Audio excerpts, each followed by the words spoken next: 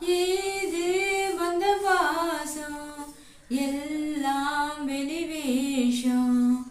காசு பணம் வந்தா நேசம் சில மாசம். சிந்தினேன் ரத்தம் சிந்தினேன் அது எல்லாம் வீண் தானோ.